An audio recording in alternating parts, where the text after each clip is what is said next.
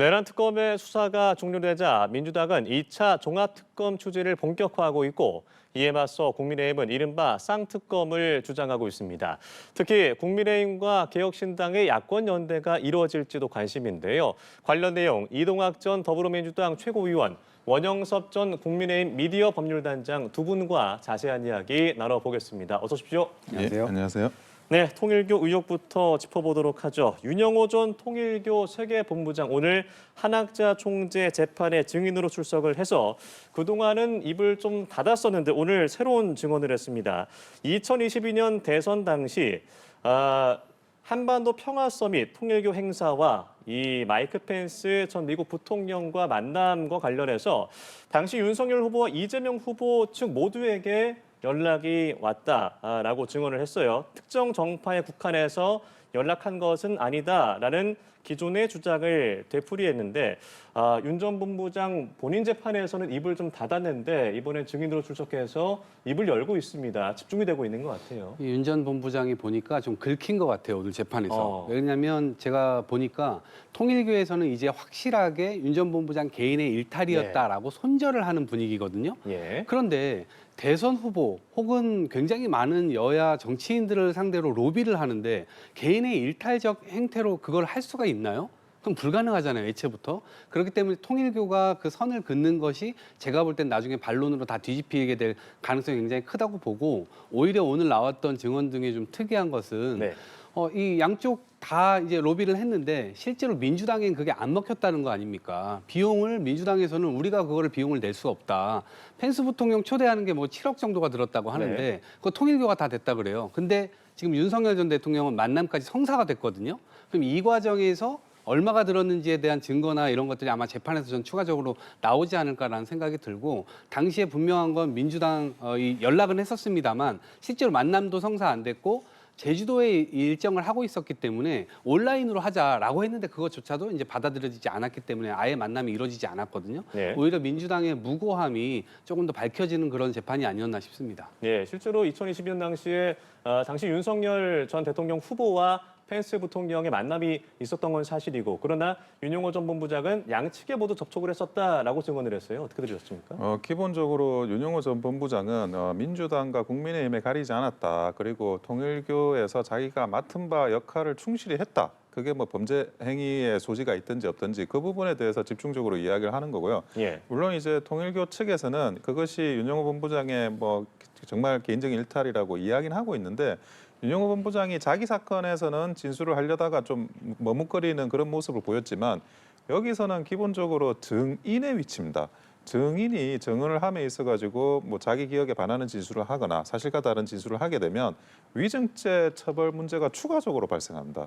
그렇기 때문에 그 기본적으로 사실관계에 충실한 그런 진술을 하려고 하는 의지가 보이는 거고요. 그런데 그 과정에서 핵심은 민주당과 국민의힘 양쪽에다 로비를 했다는 거지 뭐 누구한테 하고 성공을 하고 말고 이거는 그다음 문제라고 저는 보여집니다. 분명히 윤영호 전 본부장은 지금의 진술이 과거에 이제 그 특검에서 했던 뭐 몇 개월 전에 진술하고 그것이 서로 비교될 거라는 거를 충분히 알고 있고 그래서 그런 부분에 대해서 전향적인 그런 증언을 하고 있는 거라고 보여집니다. 예, 일단 뭐 전재수 전 장관에 대해서 압수수색이 벌어졌고 자택과 의원실 등 압수를 했습니다만 행사 관련 축전을 확보했지만 명품 시계는 찾지 못했습니다. 그런데 이제 특히나 법조인이시니까 질문을 드려볼게요. 이게 정치자금법 관련해서는 공소시효가 7년이기 때문에 당시 2018년 당시에 받았던 물품과 관련해서는 이 건이 적용이 되지 않는데 이게 금액과 관련해서 좀 차이가 좀 발생한다면서요? 예. 기본적으로 이것을 정치자금법으로 적용을 할 거냐, 네. 뇌물죄로 적용할 거냐에 따라 가지고 공소시효가 좀 달라지게 됩니다. 네. 그러니까 뇌물죄로 적용이 되면 기본적으로 10년이고 특가법상으로는 15년까지도 받은 액수에 따라서 늘어날 네. 수가 있습니다. 그거는 단순히 뭐 공소시효만 늘어날 뿐만이 아니라 형도 굉장히 또 바뀔 수가 있고 게다가 지금 그 2018년에 받은 걸로 봐야 되느냐, 2018년부터 2019년까지 받은 걸로 봐야 되느냐, 그것을 각각의 범죄로 봐야 되느냐, 또 하나의 포괄로 봐야 되느냐, 연속되는 하나의 범위에 따라 가지고 그런 거에 따라서 이게 그 적용 법조 그리고 시효 여러 가지가 지금 바뀔 수 있는 법률적인 쟁점이 굉장히 많이 있습니다. 그런데 네. 기본적으로 일단은 정치자금법을 기초로 해서 강제 수사가 들어가고 있는 것 같아요. 그런데 뭐 추가적인 수사를 한다 그러면 뇌물죄로 볼 수 있는 그런 여지가 나올 가능성도 저는 있다고 생각합니다. 예. 일단 뭐 전재수 전 장관이 예전에 당시 선거운동 당시에 한학자 총재 자서전을 들고 있는 사진이 공개가 됐었는데 오늘 나온 보도에 따르면 과거 전현직 국회의원 23명을 만나서 한학자 총재 자서전을 건넸고 또 약 70명의 유력 인사들과 간담회를 가졌다라는 보도가 나왔습니다. 그러니까 사회 각 분야 전방위에서 접촉이 좀 있었던 것 같아요. 어떻게 좀 보고 계세요? 그러니까 뭐 정치를 하는 입장에서 누군가가 접근해 오면 그거 만남을 뿌리치기가 쉽지 않습니다. 그리고 행사한다는데 축사를 해달라. 이것은 여러 사람 앞에 적어도 유권자들일 거 아니겠습니까? 그런 차원에서 이거를 거부하거나 그럴 정치는 거의 없다고 봅니다. 네. 다만 거기에서 부정한 청탁, 부정한 요청이 있을 경우에 그거를 어떻게 뿌리칠지에 대한 것은 개인적 견해에 따라서 그걸 바꿀 수 있겠죠.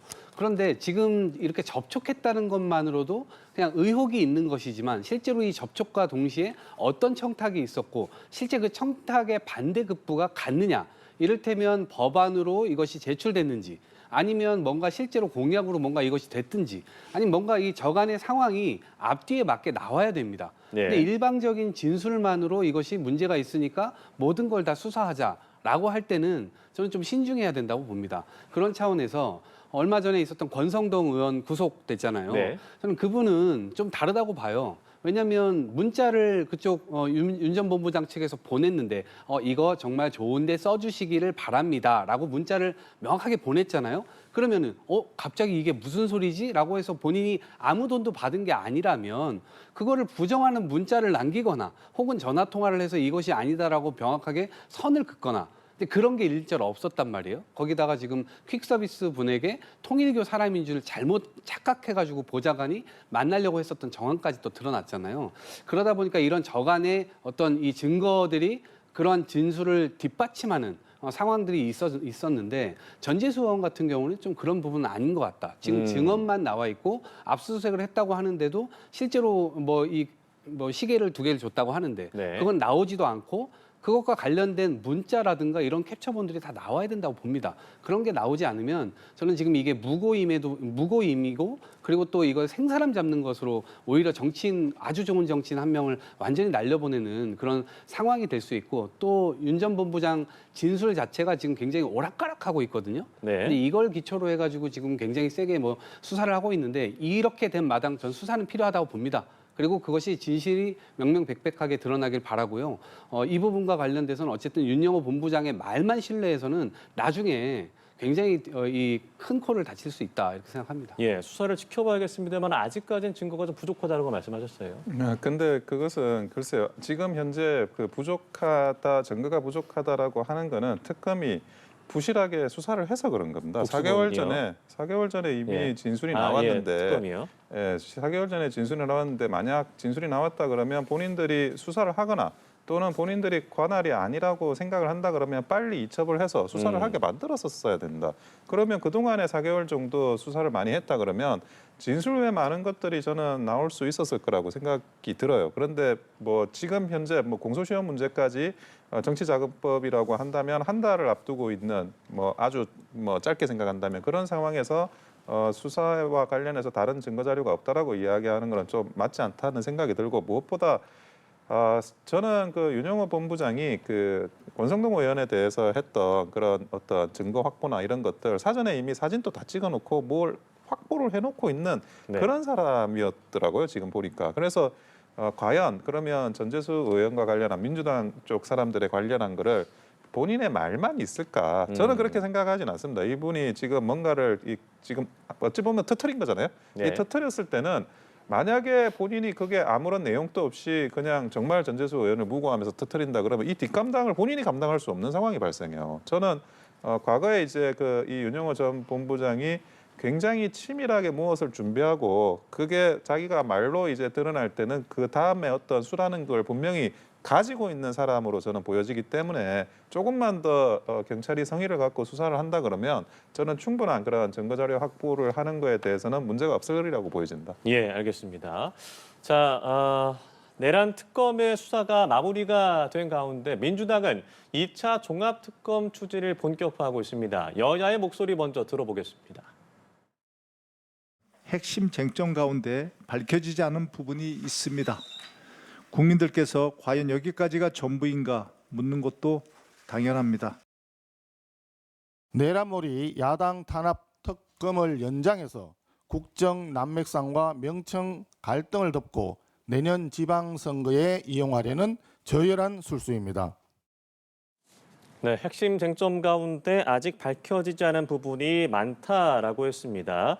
2차 종합특검 추진 배경 어떻게 좀 봐야 될까요? 우선 내란의 완전한 종식, 청산 이런 것들이 이제 필요하다. 이것이 이제 저는 원칙으로 서 있다 이렇게 보고요. 네. 김건희 특검이 28일까지 완료가 됩니다. 그러면 김건희 특검까지 다 봐서 이 3차 3개의 특검이 돌아가지 않았습니까? 이것과 관련돼서 종합적으로 아마 어디까지 다시 미진한 부분은 어디인지 이런 것들을 아마 판별을 좀 할 겁니다. 그럼 이제 그 부분을 좀 정리를 해서 어떤 방식으로 할 건지에 대해서 얘기를 해야 될 텐데 특히 지금 민주당에서 신경 쓰고 있는 건 검찰이 전혀 수사 대상에 지금 빠져 있습니다. 심우정 검찰총장 당일에 어떻게 했지? 뭘 도대체 앞뒤로 어떻게 움직였지? 예. 도대체 체포적부심 때 왜 항소하지 않았지? 이런 여러 가지 의문점들이 있어요. 그리고 실제 그 계엄의 밤에 검사들이 성관이 나가가지고 성관이 영장도 없이 성관이 직원 핸드폰 빼앗고 이걸 다 했단 말입니다. 그런데 그 저간에서 움직였었던 이 수뇌부에서 움직임 이런 것들은 지금 전혀 수사가 안 돼 있는 상황입니다. 그래서 이런 지점들을 하고 그다음에 노상원 수첩과 관련돼서도 외환죄 전쟁을 실제로 일으키려고 했었던 거 아닙니까? 여인영 방첩사령관의 이 캡처본 문자 캡처본을 보니까 이 상대방의 어떤 위협을 가해가지고 이런 천우의 기회를 살려야 된다고 얘기까지 합니다. 5천만 국민의 삶을 볼모로 해서 그런 식의 이 준비를 한다는 게 도저히 대한민국 정부 사람들이라고는 믿겨지지 않을 만한 일들을 벌였어요. 근데 이 부분들에 대한 수사가 굉장히 미진하다고 판단하고 있는 거예요. 네. 다만 저는 개인적으로는 이것을 2차 특검으로 2차 종합특검이라는 이름으로 특검을 다시 검사들을 다시 불러다가 수사를 할 것인지 아니면 지금 경찰 인력이 주로 있는 그냥 국수본에서 종합적으로 다시 수사를 하게 할 것인지 이 부분은 앞으로 좀 이 견해 차이가 좀 있기 때문에 아마 논쟁이 좀 일어나지 않을까 싶습니다. 예, 국민의힘은 반대를 하고 있는 상황이고 오히려 이제 통일교 게이트 민중기 특검에 대한 쌍특검 수용을 압박을 하고 있습니다. 오랜만에 개혁신당과 국민의힘이 힘을 모으고 있는 것 같아요. 네, 뭐 정책 연대는 여러 당이 많이 하면 할수록 좋습니다. 그건 선거 연대는 조금 더 이게 복잡한 문제들이 있지만 정책 연대라는 거는 과거에도 이제 보면 그 마음 맞는 당끼리 해 나가는 게 그것도 오히려 정치력의 표현일 수가 있기 때문에 네. 뭐 그 부분은 환영할 만하고요. 그리고 무엇보다 지금 이 3개의 특검법이 그 초대형 매머드 특검이었습니다. 그리고 기간이나 인력 면에서 뭐 그전에 있었던 모든 특검을 압도하는 수준이었어요. 그런데 그렇게 많이 수사를 하고 많은 인력을 투여하고 예산을 투여하고 했는데 구속영장 기각률이나 이런 게 굉장히 높습니다. 구속영장이 인용되는 비율이 뭐 내란 특검이나 김건희 특검은 30%대, 그리고 최상병 특검은 19개가 다 기각이 되는 그런 상황이죠. 그러면 과연 이 특검이 이 많은 예산과 인력을 쓰고 의미가 있었느냐? 오히려 그 정말 그 부실한 수사를 한 게 혐의가 없어서도 혐의가 있는데 밝히지 못했다면 무능한 거고, 혐의가 없는데 이런 식으로 먼지털이 수사하고 별건 수사를 했으면 이거는 특검이 아니라 정말 일종의 그 국민을 상대로 한 범죄에 가까운 조직입니다. 그러니까 어떤 거라도 특검은 실패한 특검이고 국민들한테 사죄해야 되는 특검이라는 걸 스스로 자인하는 거거든요. 2차 특검을 하자는 거는. 그런데 결국 이제 특검이라는 거는 권력형 비리 사건에 있어가지고 공정성을 유지할 때 그 특검의 그 가치가 있는 거지 않습니까? 지금 한번 보십시오. 민중기 특검이 이런 그 통일교와 관련한 윤영호 본부장의 진술을 거의 덮어준 거. 이런 부분에 대해서 이것이야말로 정말 특검할 사안이라고 생각이 들고, 마찬가지로 민주당 인사들에 대해서 통일교가 로비했던 그 과거의 문제들, 문재인 정부에서 이거야말로 사실은 특검을 해야 될 바로 그 사안들입니다. 이런 부분들에 대해서 반드시 국민의힘에서 이 쌍특검을 반드시 또 강력하게 주장해서 관철시켰으면 합니다. 네, 알겠습니다. 이제 주제를 좀 바꿔보도록 하죠. 이재명 대통령이 추진하고 있는 업무보고 2주차가 됐습니다. 여러 논란이 있었습니다만 넷플릭스보다 더 재미있다는 설이 있다. 국민들이 재밌게 보고 있다라고 이제 돌파를 하고 있는 모습인데 신선하다, 효능감이 느껴진다라는 긍정적인 얘기도 있습니다만 갑질이라는 얘기도 있고요. 또 특히 이제 야권의 공공기관장에 대해 좀 과도하다, 지적이 과도하다라는 측면의 얘기들도 있거든요. 평가 어떻게 하십니까? 저도 굉장히 재밌게 보고 있습니다. 예. 그러니까 국무회의도 다 공개하고 있고, 그다음에 업무 보고도 공개를 하다 보니까 실제 국민들께서는 이걸 지금 처음 보는 장면이에요. 보통 대통령께서 나오시든 장관께서 나오시든 어떠한 형태든 정제되어 있는 모습을 보여주고 정제된 메시지를 내십니다. 근데 이제 그런 게 원래의 관성이었다면 지금 이재명 대통령께서는 완전히 모든 이제 형식을 다 파괴하고 있는 거예요. 이를테면 성남시장일 때도 이렇게 하셨습니다. 과장들 다 국과장들 다 불러가지고 거기에서 질의응답 다 하고 그때는 이제 실질적으로 이런 유튜브나 이런 게 없었기 때문에 나중에 녹화해가지고 다 공개했다고 하더라고요. 경기도 때도 이렇게 했습니다. 특히나 계곡 상인들과의 간담회 이것은 이재명 대통령이 어찌 보면 수십 년 동안 그 누구도 해결하지 않았고 해결하지 못한 그리고 본인도 해결하기 어려운 주제였어요. 근데 그걸 공개해놓고 다 토론했단 말입니다. 그 자리에서 이게 표 얻을 수 있겠습니까? 막 계곡상인이 얘기를 합니다. 표 얻을 수 없는데 제가 이걸 왜 하겠습니까? 표 얻을 수 없다는 거 알지만 이거를 해야 되기 때문에 하는 겁니다라고 설득을 해나갑니다. 나중에 결국 다 설득해서 계곡 문제가 해결이 됐죠.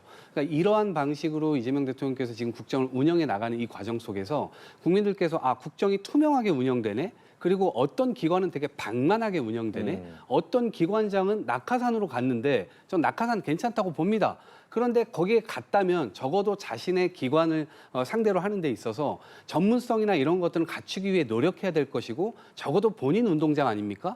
본인 운동장이 아닌 대통령이 이런저런 질문을 던졌을 때 본인 운동장이기 때문에 그 누구보다 답변을 잘해야 되고 준비된 얘기를 해야 됩니다. 근데 그런 걸 못했다고 해서 야권 인사들에게 뭔가 눈치를 주려고 하는 것 아니냐라고 하는 투는 옳지 않죠. 네. 그렇기 때문에 저는 오히려 낙하산 누구나 할 수 있지만 실제 진실되게 그 기관의 어떤 미래 그리고 기관 직원들과 함께 국민들에게 어떻게 도움이 될 것인가 이거를 정말 24시간 연구해야 될 거 아닙니까? 그런 차원에서 국민들께 모든 게 투명하게 보여지고 그런 점에서 조금 더 국민들을 위해 일할 수 있는 공직사의 풍토가 앞으로 훨씬 더 깊게 만들어지지 않을까 이런 기대를 하게 됐습니다. 네, 이렇게 긍정적인 그 모습들을 짚어 주셨는데 특히나 지난주 이학재 인천국제공항공사 사장과의 어떤 설전이라고 해야 될까요? 이런 부분이 좀 논란이 점화가 된 부분도 있어서 어떻게 평가하시는지 들어보겠습니다. 저도 넷플릭스보다 재밌게 보고 있습니다. 환단고기 이야기도 나오고 그 책에 그 외화를 꽂아가지고 반출한다는 수법도 나오고 굉장히 재밌게 보고 있는데 예. 근데 저는 기본적으로 이 포맷 자체에 대해서는 찬성합니다. 그러니까 과거에 없었던 포맷이고 그리고 일선에 있는 그런 공무원들이나 기관장들이나 그리고 대통령이 이런 토론을 하는 모습을 보인다는 게 그 자체는 굉장히 의미 있다고 생각해요. 이 포맷을 다음 정부나 그 다음 정부도 한번 좀 차용을 했었으면 하는 생각입니다. 보통 이제 다 정리된 그런 내용들만 공식적으로 나오고 결론은 나오는데 경론이 없는 경우가 많거든요. 그런데 그 경론 속에서 사실 그 최고 지도자의 그런 어떤 사고방식 그리고 방향 이런 것들을 느낄 수가 있습니다, 국민들이. 그래서 이 포맷 자체는 굉장히 의미 있다고 생각이 듭니다. 다만, 네. 근데 아까 말한 환단곡이나 이런 것들을 보면 질타를 하거나 지적을 하더라도 그 포인트에 맞는 포인트로 지적을 해야 되거든요. 그리고 이거는 기본적으로 대통령도 대통령인데 대통령실이 좀 준비를 해야 돼요. 그러니까 대통령실에서 자료를 만들고 그 대통령과 그런 어떤 논의를 거치고 그리고 나서 어떤 포인트를 질타를 하면 그러면 많은 국민들이 그 부분에 대해서 어떤 넷플릭스보다 재밌다 이 수준이 아니라 정말 일을 제대로 하는구나라는 이야기가 될 텐데 대통령의 문제인지 대통령실의 문제인지 그것까지는 모르겠어요. 하지만 질타의 포인트가 어긋나고 있는 것처럼 보이는 거는 앞으로 그 대한민국 국정 운영이나 이런 게 작은 거지만 염려되는 그런 부분으로 보여지는 그런 상황입니다. 네, 알겠습니다. 지켜보도록 하겠고요. 한편 민주당은 이 내란 전담 재판부 설치법 수정안을 내놨습니다. 이번 주는 우원식 의장이 해외 일정이 있어서 아마 다음 주 임시국회에서 법안을 처리할 것으로 보이는데 수정안 내용들이 있잖아요. 어떻게 될 것으로 보이세요? 크게 두 가지예요. 하나는 일단 1심에서 이걸 적용하는 것에 대해서 재판부가 판단할 수 있도록 원래 안은 그랬었는데 예. 이것을 그냥 2심부터 깔끔하게 진행하자. 그리고 외부 인사들이 그 법관 추천위원회를 구성하게 되는데 외부 인사들이 일부 들어가는 거 있었는데 그거를 하도 문제를 삼으니까 그 부분도 깔끔하게 다 정리했습니다. 그래서 대법원에서 알아서 이제 그 내란 전담 재판부를 만드는 걸로 그렇게 하면 실제 위헌 소지는 이제 완전히 삭제된 겁니다. 그렇기 때문에 심지어 며칠 전에 법원에서 자기네들이 그런 전담 재판부를 만들 수도 있다라고 하는 의향도 내비쳤거든요. 예. 그렇기 때문에 이제 그런 부분 위헌 소지는 이제 앞으로 없을 것이라는 생각이 들고 지금 왜 이런 이 논의가 나왔는지에 대해서 사법부는 정말 깊숙이 숙고해봐야 됩니다. 왜 그러냐면 지금 내란이 일어났고 계엄이 일어났고 이 역사적으로 정말 일어나서는 안 되는 이런 일들이 일어났는데 아까 뭐 말씀해 주셨지만 구속 적부심에서 이렇게까지 많은 이 영장을 기각할 수가 있습니까? 이 사태의 중대성에 대해서 전혀 생각하지 않는 겁니다. 뭐 도주의 우려가 없다 이런 거는 일반 사건에서나 얘기하는 것이지 역사적 대역 죄를 저질렀는데 그 죄에 이 사람들이 같이 연루가 되어 있는 상황인데 당연히 중대한 범죄이기 때문에 중대한 이 판단을 했었어야 됨에도 불구하고 사법부가 그러한 판단을 안 했어요. 오히려 윤석열 전 대통령도 풀어주는 그런 결정들을 막 국민들 앞에서 보여줬단 말이에요. 그러니까 되게 불안하게 이 재판을 끌어오고 있고 지금까지도 1년이 지났는데도 아직도 1심 재판이 진행 중에 있어요. 네. 그러니까 이렇게 불안한 모습들을 계속 보여주는 그런 원인 때문에 이렇게 내란 전담 재판부 이야기가 나온 만큼 사법부는 대승적으로 이런 부분들에 대해서 어떻게 받아들일지 어떻게 준비를 하면 국민들께서 신뢰를 주실지 이 부분에 대해서 좀 숙고하셨으면 좋겠다 말씀드립니다. 예, 민주당이 이렇게 수정안을 내놨는데 국민의힘의 입장은 어떻습니까? 이것은 수정하더라도 위헌일 수밖에 없고요. 예. 지금 만약에 모든 걸 그 대법원에 맡기고 사법부에 맡긴다고 하면 그러면 내란 전담 재판부법을 안 만들면 되지 않습니까? 어차피 지금 그대로 흘러가게 냅두면 결국 대법원에서 알아서 하는 건데 그거를 마치 뭐 대법원한테 뭐 최대한 많은 뭐 재량을 주고 권한을 주는 것처럼 이야기하는 거는 좀 저는 맞지 않다고 생각이 들고 예. 기본적으로 공정한 재판이라는 거는 그 재판에 나서는 판사가 재판을 하고자 하는 의지가 있으면 안 돼요. 내가 어떤 사건을 내가 들여다보고 싶어서 그 재판을 하고 싶다라는 그 생각 자체가 이미 불공정한 마음이거든요. 그래서 기본적으로 배당이라는 것도 그 재판에 있어가지고 가장 중요한 부분인데 수동적으로 배당되게 돼 있어요. 가만히 어떤 부서가 그 판사들이 배치돼 있고 거기에 대해서 어떤 규칙에 의해서 그냥 뭐 약간씩 자동적으로 배당되는 그래서 영장 전담 재판부도 그런 순서에 따라 배당하는 그런 식으로 가는 네. 거거든요. 그래서 공정한 재판을 하기 위해서 지금 뭐 내란 전담 특별 재판부를 만들겠다 그러는데 결국 뭐 추천을 한다고 치자고요. 후보자를 선정한다고 치자고요. 아니 처음부터 가만히 있는 사람을 당신 후보자 이렇게 하지 않습니다.